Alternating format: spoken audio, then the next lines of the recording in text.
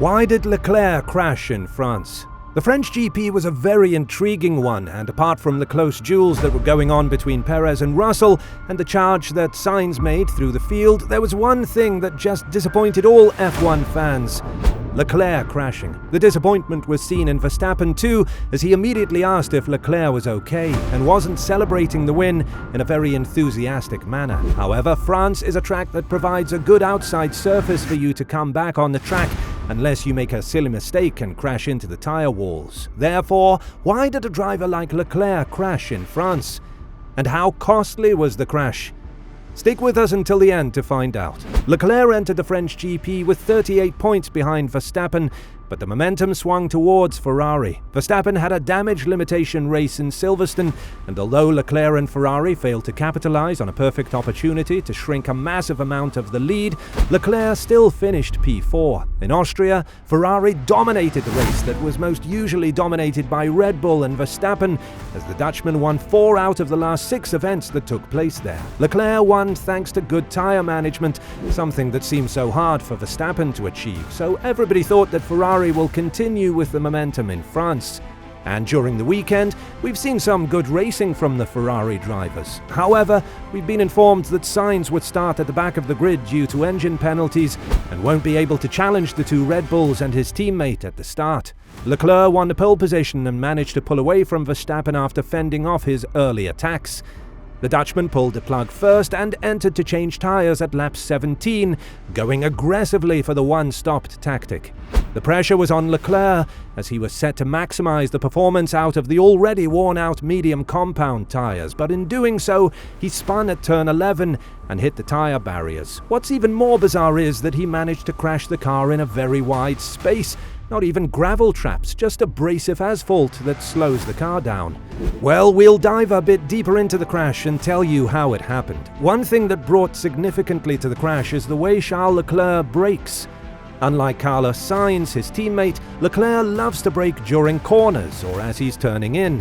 When there is enough tyre rubber, or more precisely grip, this works wonders, as Leclerc is able to transfer more speed through the corners onto the main straights. However, in turn 11 at lap 17, Leclerc's medium compound tyres were already worn out, and he continued with the same tactic of braking. This is one of the reasons why Leclerc lost the rear, as he caught the curb with his left rear and it spun him around. The team could be to blame here too, because if they were to micromanage Leclerc to have a bigger minimum speed through the mid-corner section at turn 11, it would give Leclerc a bit more approach into the second apex, where he could get the car nicely stopped and then go in with the power. What Charles was doing through these 17 laps is that he was going into a very early apex, which is done in a beautiful and precise manner on the brakes, just like Max Verstappen. However, with the tyres wearing out, a driver needs to be more concentrated and aware of these situations.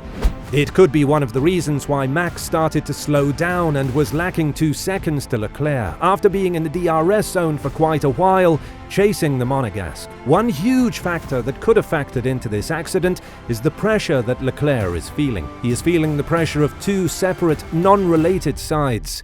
The first one is his teammate, Carlos Sainz, who is equally as fast as Leclerc, just didn't manage to get the bad luck out of his name. Sainz has retired in Baku, Australia and Austria, whereas Leclerc retired in Baku, Barcelona and France.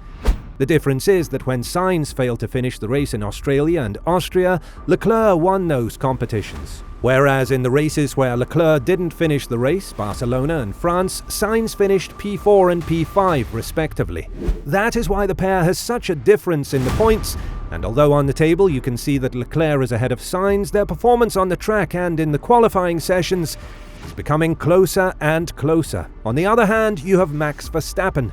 He isn't feeling the same pressure because Perez is far away from challenging him properly. The opportunity was there until Baku, but Max set out a dominant race, and in Montreal, Perez retired, as well as in Austria. So Max cruised to secure a win in Montreal and P2 in Austria, making it impossible for the Mexican to follow him.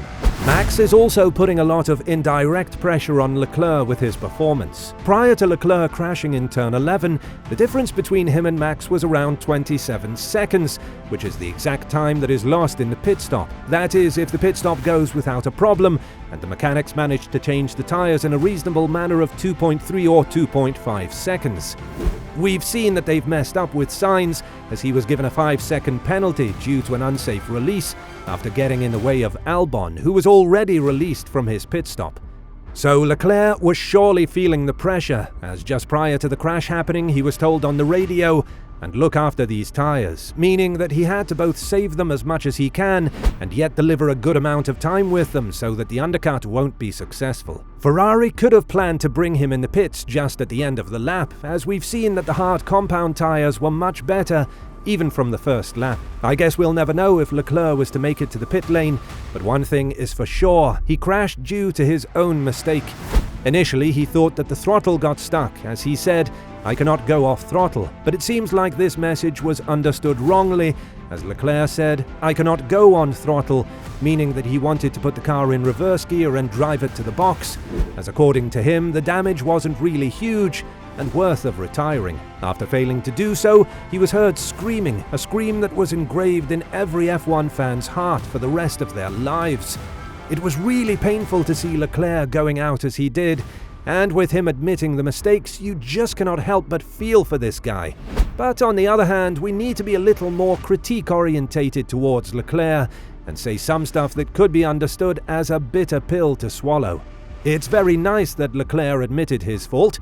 In an interview right after the race, he said, "I feel like I am performing at the highest level of my career, but there is no point in performing at a high level if I make those mistakes. I lost 25 points here as it was likely I was going to win, and 7 in Imola because of my mistake. So at the end of the year, if there are 32 points missing, then I know it has come from me, and I do not deserve to win the championship. I know I need to get on top of things if I want to be a world champion," said the Monegasque. He has done this multiple times in his career.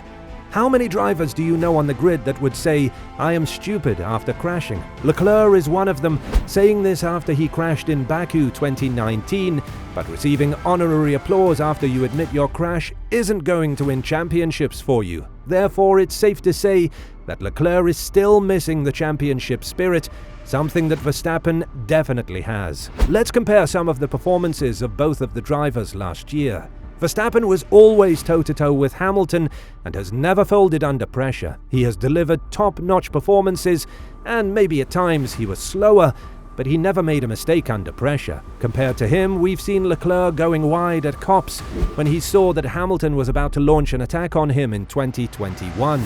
True, the 2022 Silverstone has shown a different version of Leclerc, someone that can overtake on the outside of Copse with much older hard compound tyres, compared to the fresh, soft compound tyres of Hamilton, but we need to see this consistently, and crashing in such a manner in France is really hurtful for Leclerc's reputation and self-confidence. Now he is following Verstappen for 63 points in the lead. Perez is yet again close with just 7 points behind Leclerc, and although it's unlikely that the Mexican can pass Leclerc in a fair racing manner, the possibility of Leclerc folding under pressure during the remainder of the races is a very likely one. Leclerc is the same age as Verstappen, and although Verstappen was placed in a more superior car 3 years before Leclerc and had more time to learn how to drive, it's still not an excuse for Leclerc to perform as he did in France.